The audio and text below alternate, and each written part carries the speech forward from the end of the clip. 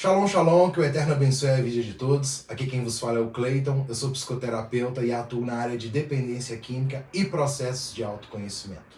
E aí, tá pronto para a aula de hoje? Então, papel, lápis, caneta na mão, que vão ter algumas perguntas no meio da aula que são muito importantes você copiar e responder, porque a nossa aula vai ser muito didática. Então, eu te peço agora neste momento, pega um caderno, caneta, lápis, borracha, para que você possa acompanhar comigo aqui a aula de hoje. Tamo junto? Então, bora pra aula!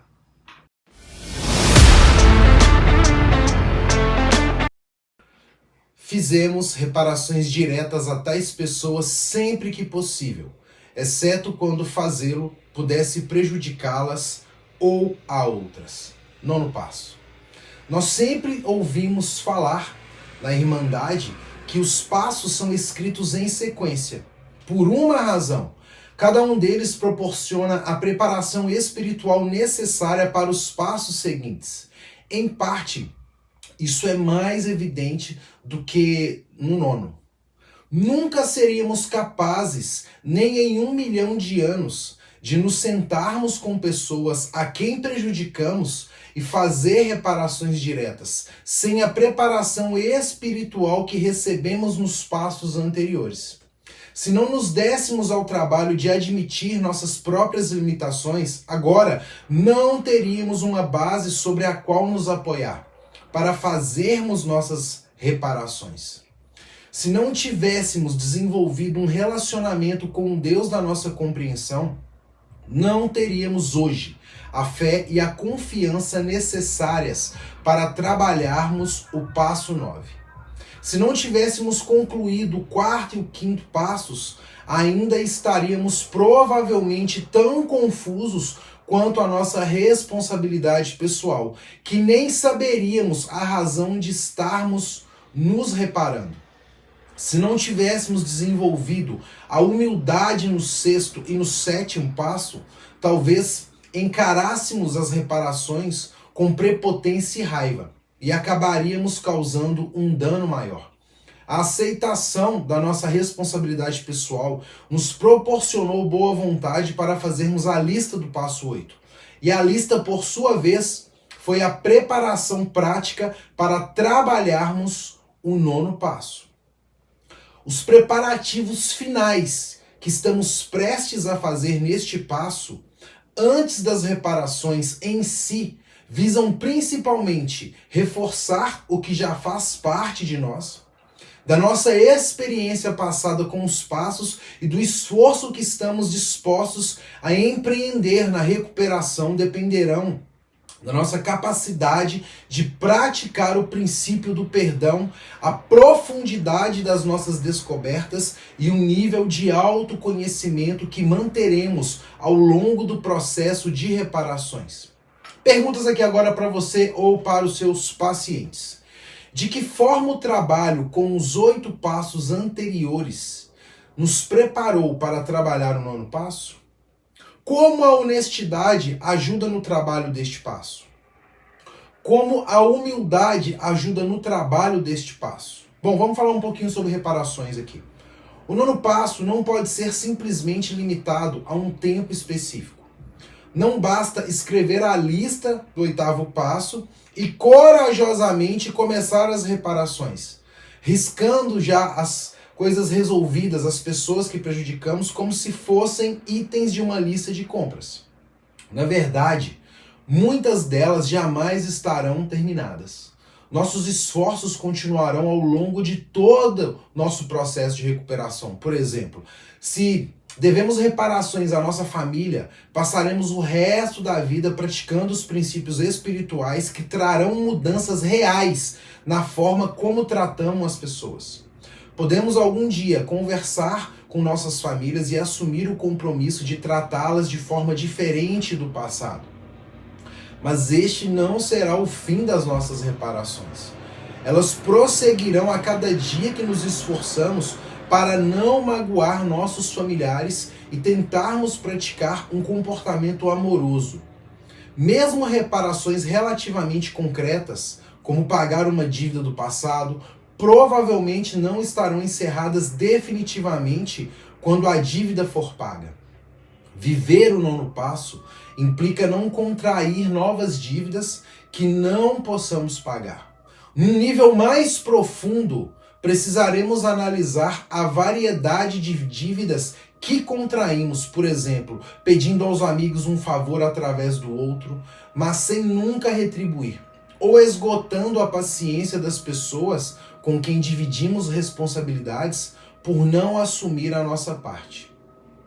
Evitar semelhantes comportamentos no futuro é parte igualmente importante do nosso processo de reparações, assim como o pagamento regular das dívidas do passado. Perguntas agora aqui para você ou para os seus pacientes. O que significa fazer reparações para você? Por que fazer reparações significa mais do que pedir desculpas? Como fazer das reparações um compromisso com um processo contínuo de mudança? Fazer reparações não é sempre uma experiência enervante e sem alegria. Muitas vezes nos sentiremos entusiasmados com a perspectiva de reconstruir um relacionamento. Podemos ficar contentes prevendo o alívio de fazer uma reparação. Contudo, muitos de nós sentirão medo, pelo menos de algumas delas. Podemos temer que nos falte dinheiro se fizermos reparações financeiras. Podemos ter medo de rejeição, represália ou outra consequência negativa. Se não tivermos experiência anterior com o nono passo, estaremos realmente nos lançando ao desconhecido. Não sabemos como nos sentiremos antes, durante e depois das reparações. Podemos nos sentir exageradamente confiantes num dado momento e, logo depois, completamente incapazes de continuar o nono passo. Neste momento, é muito importante entender que o modo como sentimos as coisas não é necessariamente como elas são. Não é porque sentimos medo que há realmente algo a temer. Por outro lado, sentir apenas entusiasmo e alegria não reflete necessariamente a realidade de fazer reparações. É melhor abrir mão das expectativas de como nossas reparações serão recebidas. Perguntas aqui agora para você ou para os seus pacientes. O que temo quanto a fazer reparações? Estou preocupado que alguém venha a se vingar de mim ou me rejeitar? Em que medida o nono passo requer um novo nível de rendição à programação? E as reparações financeiras? Tenho fé de que o Deus da minha compreensão garantirá que eu tenha o que preciso, ainda que esteja me sacrificando para fazer essas reparações? Independentemente do nosso tempo limpo ou do número de vezes que passamos pelos passos, estamos sujeitos a medos e expectativas quando começamos um novo passo. Isso pode ser especialmente verdadeiro se já tivermos uma experiência anterior com um determinado passo. O nono, em particular, costuma produzir sentimentos contraditórios. Por exemplo, neste momento, muitos de nós aqui podem estar pensando sobre suas expectativas anteriores com as reparações. Algumas foram provavelmente muito positivas. Se nos repararmos diante da pessoa amada e ela foi receptiva a um sinal nosso de reconciliação, tivemos provavelmente uma sensação maravilhosa de esperança e gratidão. Ficamos esperançosos que a relação continuasse evoluindo e gratos porque a pessoa aceitou nossas reparações e nos perdoou. Quer se acredite ou não, tais experiências podem trabalhar contra nós em reparações futuras. Talvez nos levem a crer que todas elas deveriam ser bem-sucedidas e então nos desapontar quando isso não acontecer.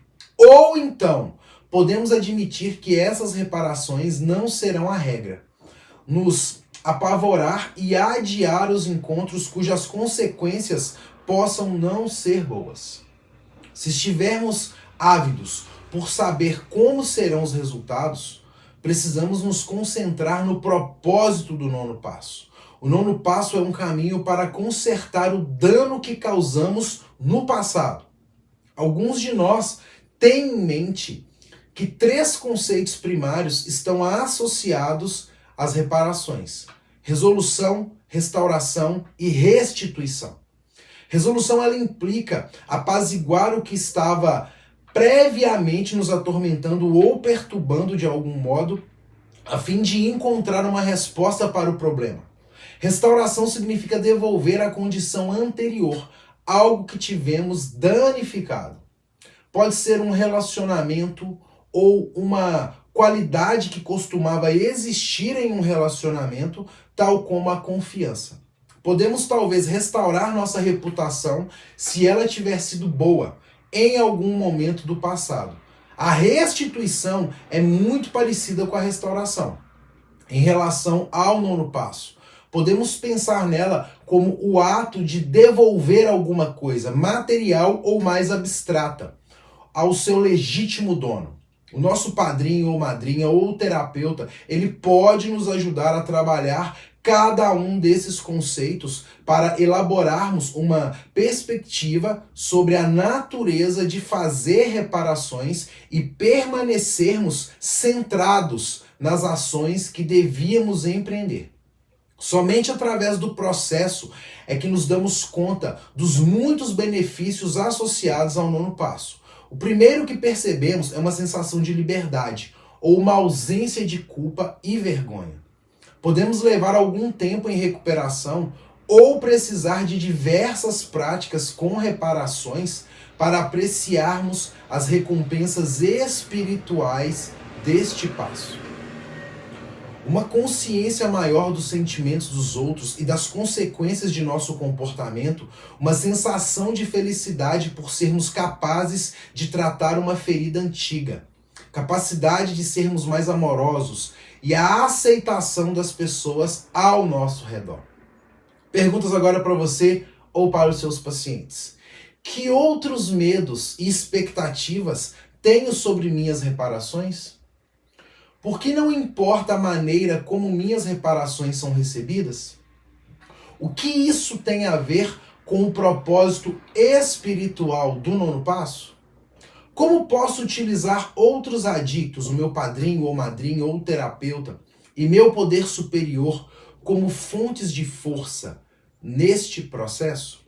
Vamos falar aqui de reparações diretas e indiretas. Na programação, tendemos a pensar que é melhor fazer reparações diretas, cara a cara.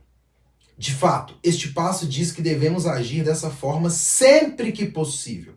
Contudo, as reparações diretas não são o único caminho. E em alguns casos, podem ser o pior deles. Antes de eu citar aqui alguns exemplos, é muito importante a gente destacar que são apenas isto, exemplos. Esse vídeo, essa aula, não se propõe a substituir o padrinho ou a madrinha ou o terapeuta, orientando o seu afiliado em cada reparação e trabalhando junto com ele para decidir o melhor a se fazer. Vamos falar aqui de algumas situações, elas são mais complicadas do que parecem à primeira vista. Podemos até pensar que a solução é óbvia, mas devemos sempre dedicar algum tempo para refletir melhor. Por exemplo, existem situações em que as pessoas não sabem que as prejudicamos e, se tomassem consciência do que fizemos, poderiam sim ficar magoadas. Podemos ter amigos, parentes ou empregadores que não sabem da nossa adicção. Constatando-lhes, poderíamos magoá-los. O nosso padrinho ou madrinha ou terapeuta, ele nos ajudará a analisar os motivos de querermos contar para algumas pessoas sobre a nossa adicção. Elas precisam realmente saber? Qual o propósito positivo de se compartilhar essa informação? Quais os danos que esses fatos podem provocar? E se a própria situação foi agravada por termos furtado dinheiro de nossos amigos? E se alguma outra pessoa foi acusada em nosso lugar? Teríamos que contar a respeito de nossa adicção e, além disso, admitir o furto e devolver o dinheiro? Possivelmente, mas talvez não. Essas situações talvez se analisadas caso a caso. Precisa ser analisada. Novamente, o nosso padrinho, madrinha ou terapeuta, ele nos ajudará a decidir como lidar melhor com cada uma delas. Ao discutirmos com ele, se estivermos com a mente aberta, certamente passaremos a ver essas situações de maneira diferente. Afinal de contas, o que pensávamos ser um método óbvio de fazer reparações pode não estar certo. É muito importante nos prepararmos para essa conversa, fazendo uma listagem de todas as circunstâncias que envolvem as reparações difíceis, de modo a deixá-las bem claras para nós quando falarmos com o nosso padrinho, madrinha ou terapeuta. Perguntas agora aqui e sugestões para vocês aqui. Que nomes da minha lista do passo 8 estão relacionados a complicações como as citadas aqui? Que circunstâncias específicas foram essas? Um problema para muitos de nós é que devemos reparações que provavelmente nos levariam a perder o emprego, ir para a prisão ou sofrer alguma outra consequência muito séria. Por exemplo aqui, se nós confessássemos um crime, de fato, podemos ir parar na cadeia. Então, que consequência isso teria em nossas vidas? Poderíamos perder o emprego? Poderíamos provavelmente comprometer a segurança de alguém próximo a nós? Por exemplo, um membro da nossa família. Por outro lado, se somos fugitivos da justiça e formos presos repentinamente, que consequência isso teria em nossa vida e na vida de nossos familiares? Provavelmente seria melhor nessa situação procurar orientação jurídica e avaliar todas as opções. Aconteça o que acontecer, precisamos aceitar as consequências dos nossos comportamentos, mas devemos estar conscientes de que nossas famílias podem se enquadrar na parte do passo que diz: exceto quando fazê-lo pudesse prejudicá-las ou a outras. Temos que avaliar essa situação com muito cuidado. Com a orientação do nosso padrinho, madrinha ou terapeuta, nós iremos pesquisar como fazer as reparações. Pergunta aqui para você e para os seus pacientes. Devo reparações que poderiam trazer sérias consequências? Quais são elas? As situações em que não conseguiremos fazer reparações diretas. Não porque ocasionaram novos danos, mas porque, por exemplo, a pessoa que prejudicamos ela está morta. Isso é muito comum na Irmandade. Tanto que os nossos companheiros desenvolveram várias maneiras criativas de lidar com tais situações semelhantes. Eles deram até um jeito de assegurar que reparações desse tipo façam mais do que apenas aliviar a nossa vergonha. Alguns fizeram doações em dinheiro, em nome da pessoa a quem deviam reparações. Outros incumbiram-se de uma tarefa que era importante para aquela pessoa. Houve também aqueles que fizeram restituições aos filhos da pessoa prejudicada, que devem ter o seu próprio lugar na nossa lista do 8º passo. As maneiras de lidar com uma situação dessas estão limitadas apenas pela nossa imaginação e boa vontade. É surpreendente como reparações indiretas podem funcionar em tais situações. Muitos de nós se esforçaram para fazer reparações diretamente, tanto quanto possível, visitando o túmulo da pessoa ou outro lugar significativo, talvez lendo uma carta ou simplesmente falando à sua memória ou espírito. Novamente, nossa posição nessas situações será determinada pela natureza do mal que infligimos, pelas nossas crenças espirituais e, é claro, pela orientação do nosso padrinho, madrinha ou terapeuta. Perguntas aqui para vocês ou para os seus pacientes. Devo reparações a alguém que já está morto? O que essa pessoa tinha de especial que eu poderia usar ou planejar minhas reparações? Temos enfatizado aqui que antes de prosseguir aqui, devemos conferir com o nosso padrinho, madrinha, ou terapeuta, uma a uma todas as reparações. Embora isso seja importante, não precisamos nos tornar autômatos acéfalos com medo de pensar por nós mesmos ou agir sem perguntar ao nosso padrinho, madrinha ou terapeuta. Muitos companheiros viveram a experiência de esbarrar com alguma pessoa do passado que não constava na lista do passo 8, mas que poderia muito bem estar lá. Algumas vezes, as reparações devidas são tão claras que seria tolice nossa não aproveitar essa feliz coincidência. Outras vezes, podemos esbarrar com uma pessoa e sentir desconforto, sem saber a causa. E se isso acontecer, é melhor a gente analisar o relacionamento pelo processo do 4º e 5º passos, a fim de obtermos mais clareza. De qualquer modo, nunca devemos considerar encerrada a nossa lista do passo 8. Provavelmente, acrescentaremos nomes a ela pelo resto de nossas vidas. E as pessoas que não conseguimos encontrar? Devemos ir em frente e fazer reparações indiretas a elas também. Talvez, apesar de muitos de nossos companheiros terem esbarrado com alguém que pensavam nunca mais encontrar, geralmente num local completamente inesperado, podemos certamente chegar à conclusão de que o poder superior ele está agindo para que tais coincidências aconteçam. Mas, mesmo se for o caso, não devemos perder a oportunidade de fazer reparações diretas. Se não conseguimos encontrar alguém a quem devemos reparações, podemos optar por esperar. Devemos nos esforçar para encontrar a pessoa, devemos nos esforçar para não causar o mesmo dano a outra pessoa e devemos permanecer disponíveis. O espírito da boa vontade frequentemente pode servir ao propósito das nossas reparações, quando não conseguirmos fazê-las de verdade. Depois de considerar as complicações de fazer reparações indiretas, pode parecer que as diretas são fáceis, ou, ao menos, mais imediatas. Fizemos algo que feriu alguém. Precisamos pedir desculpas e reparar o mal. É isso, certo? Nem sempre, ou melhor, quase nunca. Como eu mencionei aqui, o processo ele não tem um começo e um fim definidos. Num certo sentido, começamos a fazer reparações assim que ficamos limpos. Muitas vezes, reformulamos de imediato alguns dos nossos comportamentos. Esta parte do processo de reparação, quando modificamos a nós mesmos, continua por muito tempo, mesmo depois de falarmos com alguém a quem prejudicamos.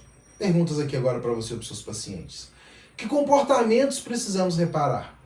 E aquelas reparações diretas que acontecem quando conversamos com alguém? Reconhecemos e assumimos a responsabilidade pelo dano que lhe causamos e aceitamos qualquer reação da sua parte? Essas são as reparações que podem encher nossos corações de medo.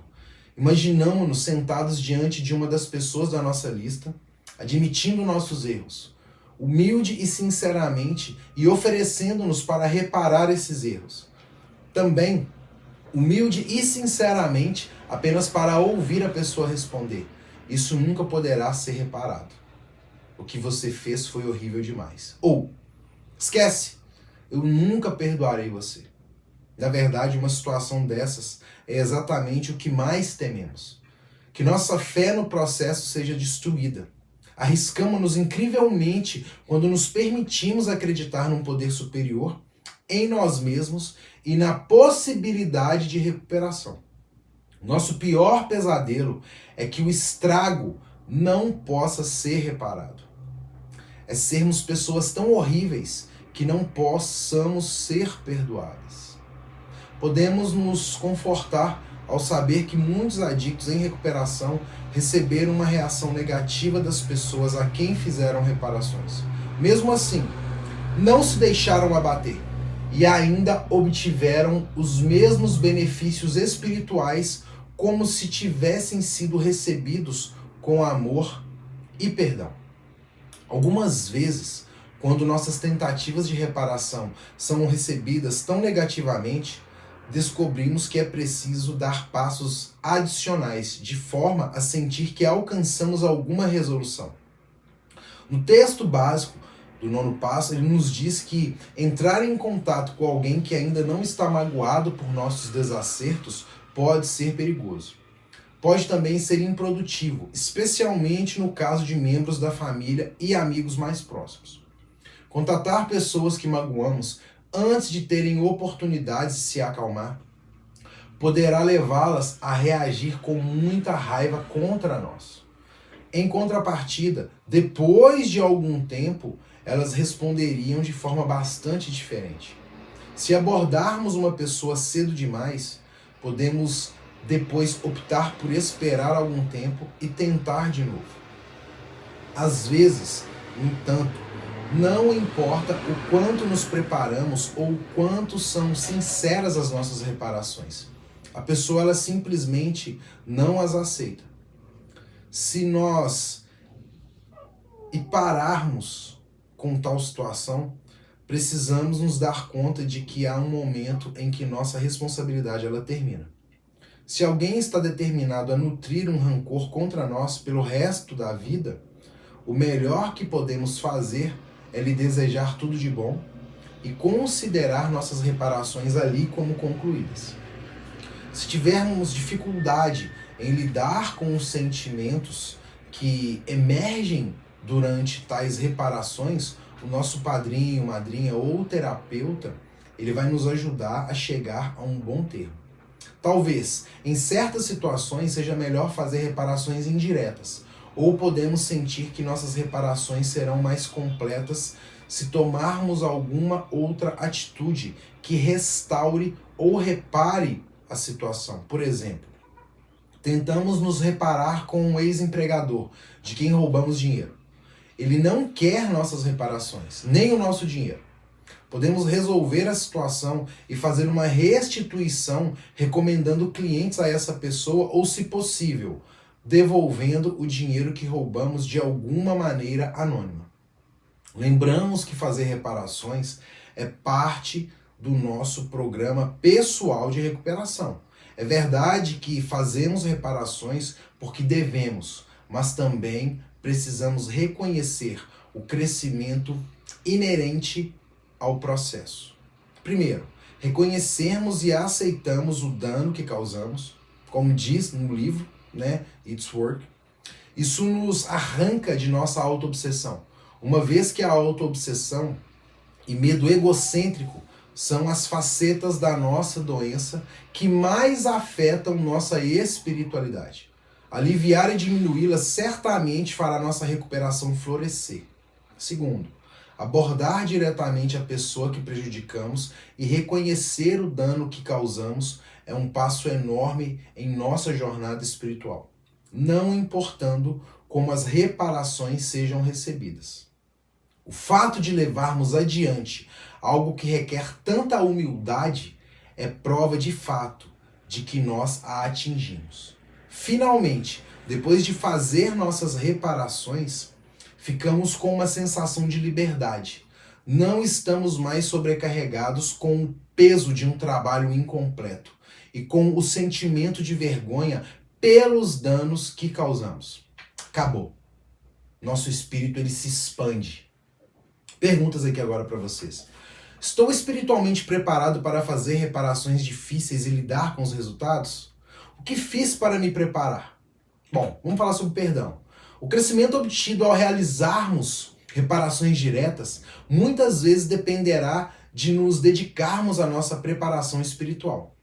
Começamos por nos livrar de quaisquer crenças que nos levem a hesitar ou a talvez inibir nossa capacidade de abordar as reparações com humildade, aceitação e fé. Algo que constitui um problema para muitos de nós é que frequentemente devemos reparações a pessoas que também nos prejudicaram. Pode ser um dos nossos pais ou outro parente que tenha abusado de nós, um amigo que falhou conosco de alguma maneira, um empregador que não nos tratou com justiça e assim por diante. Realizamos um grande trabalho, nos passos anteriores aqui, para separar o que eles fizeram a nós daquilo que causamos a eles. Sabemos exatamente qual foi nossa participação nessas situações e por que estamos nos retratando. À medida que nos preparamos para fazer reparações diretas, cara a cara, precisamos ter a clareza de que isso ocorre devido à nossa participação nesses conflitos. Nós não estamos agindo assim para forçar ou manipular reparações recíprocas. Não somos responsáveis por limpar a sujeira dos outros. Estando conscientes disso, durante nossas reparações, manteremos o foco em nosso propósito, independentemente de como o nosso gesto será entendido, ou de recebermos em troca reparações pelo mal que fizeram a nós. Algumas vezes, no entanto, o mal feito a nós foi tão grande que é melhor adiar nossas reparações por um tempo maior. Por exemplo, muitos de nós sofreram abusos emocionais, físicos ou até mesmo sexuais. Quando crianças, por parte de um parente mais velho, e apesar de não termos nenhuma responsabilidade nesta situação e de não devermos qualquer reparação por isso, podemos ter roubado dinheiro ou causado algum dano físico ou ao patrimônio deste parente em outra ocasião. Devemos reparações por este roubo, dano físico ou vandalismo. A questão nessa situação aqui não é se devemos reparações, mas quando e como fazê-las. Não importa se levar muito tempo até estarmos prontos para fazer reparações apropriadas. Esperamos e trabalhamos junto com o nosso padrinho, madrinha ou terapeuta. Devemos tentar perdoar as pessoas que nos prejudicaram antes de nos repararmos com elas. Nós não queremos conversar com alguém com quem nós estamos com raiva, quando a gente está com furioso, e tentar fazer reparações. O nosso sentimento vai aparecer, não importa o quanto tentamos escondê-lo. Durante as reparações, não é produtivo agir como se existe uma grande diferença entre as situações em que fomos prejudicados contra a nossa vontade e as ocasiões em que nosso comportamento contribuiu para o modo como fomos tratados. Em muitas de nossas reparações, quando estamos com raiva da pessoa que nos tratou mal, precisamos nos perguntar se algo que fizemos a levou a nos tratar daquela maneira. Por exemplo, estamos com raiva de nossos pais por não confiarem em nós quando saímos no fim de semana para uma festa de NA, um encompasso, vou dar um exemplo aqui. Mas pensamos nas inúmeras vezes em que mentimos anteriormente a respeito de onde iríamos e que sempre usávamos drogas onde quer que fôssemos. Isso poderá nos ajudar a compreender por que nossos pais desconfiam de nós e que precisamos dedicar mais algum tempo conquistando a sua confiança. Podemos ter sido egoístas e falhado com alguns de nossos amigos dias após dias, semanas após semanas. Então, quando precisamos deles e não estavam disponíveis, ficamos com raiva e ressentidos. Lembrar que construímos a maior parte de nosso próprio sofrimento pode nos ajudar a perdoar aqueles que nos feriram.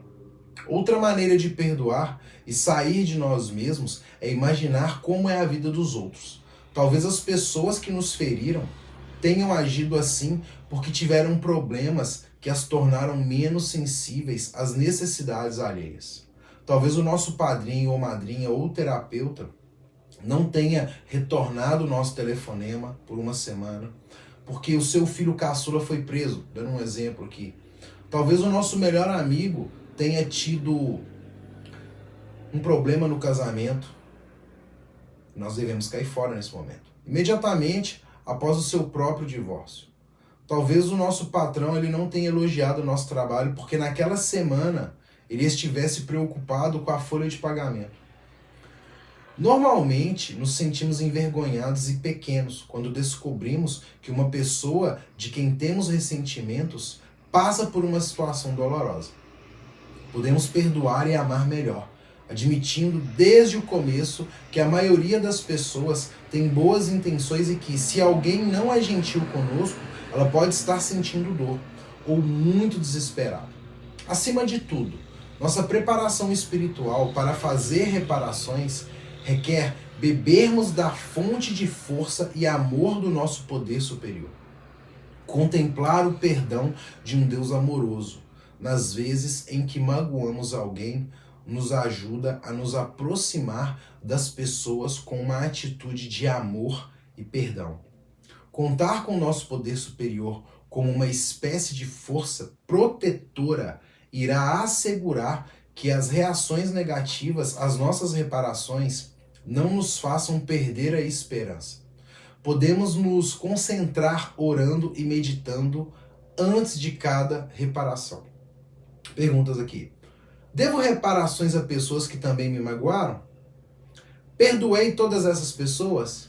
Quais delas eu ainda não perdoei? Tentei de todas as formas mencionadas aqui nessa aula desenvolver o espírito do perdão? O que o meu padrinho, madrinha ou terapeuta diz a respeito disso? Bom, agora estamos prontos para fazer as nossas reparações. Conversamos com o nosso padrinho, madrinha, o terapeuta, sobre cada pessoa ou instituição da nossa lista do 8º passo e planejamos como faremos cada uma das reparações. Falamos com um Deus de nossa compreensão e pedimos boa vontade, serenidade, coragem e sabedoria para prosseguir. Agora, precisamos dar continuidade ao processo. Devemos reparar nosso comportamento e cumprir cada compromisso que assumimos com as pessoas da nossa lista. E aí, que as coisas podem ficar difíceis.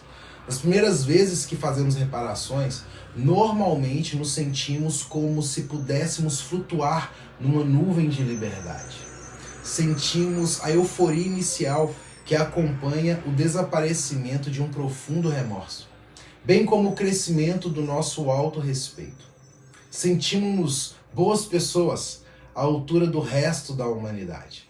Essa sensação é extremamente poderosa e, se for a primeira vez, poderá parecer que é mais forte do que conseguimos suportar. Não devemos nos preocupar. Essas emoções, elas não permanecerão tão intensas por muito tempo, mas haverá uma mudança permanente no que sentimos a respeito de nós mesmos. Devemos que, depois desse entusiasmo espiritual diminuir, nós enfrentaremos o verdadeiro desafio de fazer reparações. A continuidade, a constância. Um ano após prometer pagar a uma instituição o dinheiro que você devia em parcelas mensais, podemos não achar espiritualmente inspirador entregar a ela uma parte do seu salário. Tão difícil de ganhar, especialmente quando esse pagamento se estender por vários anos. Uma simples pergunta, ela pode te ajudar a prosseguir com as suas reparações.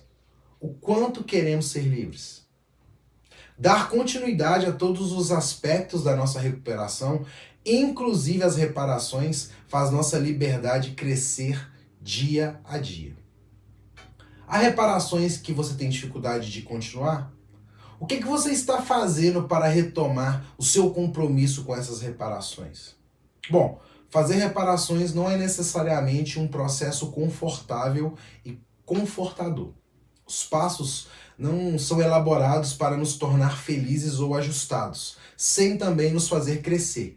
O medo, o risco e o sentimento de vulnerabilidade podem ser tão desconfortáveis para nós que a memória nos protege de repetir o comportamento que nos levou a ter que fazer essas reparações.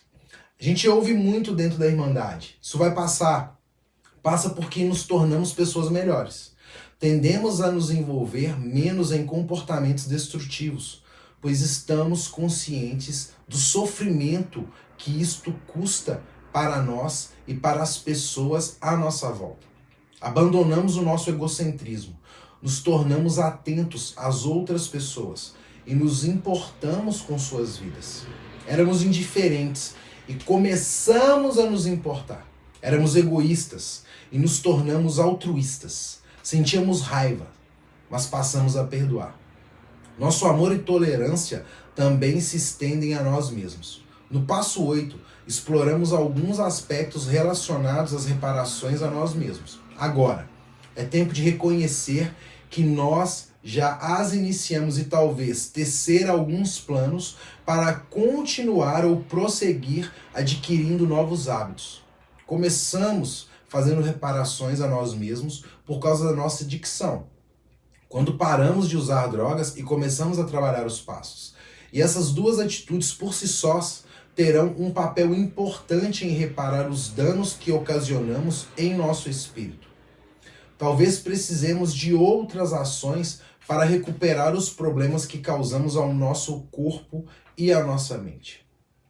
Existem várias maneiras de começarmos a cuidar da nossa saúde física, que vão desde dietas e exercícios, atividade física, até tratamentos médicos. Seja qual for a nossa escolha, ela deverá se adequar às nossas necessidades e desejos pessoais. Os danos que provocamos em nossa mente podem ser tratados até certo ponto, buscando, no futuro, adquirir algum conhecimento. Voltar a estudar ou apenas aprender algo novo irá nos ajudar a compensar os anos de negligência mental. Quais são os seus planos imediatos para fazer as reparações a você mesmo? Você tem metas mais abrangentes que possam se encaixar nas reparações que você tem a fazer para você mesmo? E quais são elas? O que você pode fazer para continuar? Bom, vamos falar sobre os princípios espirituais desse passo. No nono passo, a gente vai enfocar aqui humildade, amor e perdão. A humildade que conquistamos neste passo é resultante de um olhar atento para os danos que causamos aos outros e da aceitação da nossa responsabilidade por eles. Reconhecemos, sim, foi isso o que eu fiz. Sou responsável por todo o dano que causei e por consertá-lo. Podemos ter tomado consciência disso quando uma pessoa nos disse, em lágrimas, o quanto nós a ferimos. Podemos ter sentido a mesma ferida que causamos a alguém e ficado tão abalados por essa experiência que percebemos profundamente o quanto magoamos os outros. Ou talvez fosse apenas o processo dos passos precedentes que, somando a experiência de fazer reparações, nos tenha levado a desenvolver mais humildade. Responsabilizei-me pelo dano que causei e pela reparação deste dano? Que experiências pessoais me ajudarão a enxergar mais claramente os prejuízos que eu causei? Como isso contribui para aumentar a minha humildade? Torna-se mais fácil praticar o princípio espiritual do amor, no passo 9, apesar de já o estarmos vivendo ao longo de nossa recuperação. A essa altura, eliminamos muitos dos sentimentos e pontos de vista destrutivos que tínhamos outrora, abrindo espaço para o amor em nossas vidas. À medida que nos preenchemos com ele, sentimos-nos compelidos a compartilhá-lo, nutrindo os nossos atuais relacionamentos, construindo novos e compartilhando abnegadamente a nossa recuperação, o nosso tempo, os nossos recursos e, sobretudo, a nós mesmos, com os mais necessitados. À medida que nós experimentamos ser perdoados, começamos a compreender o valor de entender as outras pessoas e ficamos motivados a praticar o princípio espiritual do perdão tanto quanto possível. E se você gostou dessa aula, não deixe de dar o seu like. Se você ainda não é inscrito no canal, se inscreve no canal e compartilhe esse vídeo para que mais pessoas possam ter acesso a esse material e que possam realmente buscar a recuperação, que é o que a gente está buscando juntos aqui.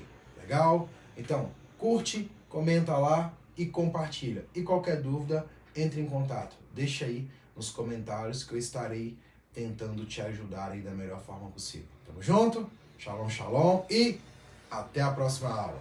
Valeu!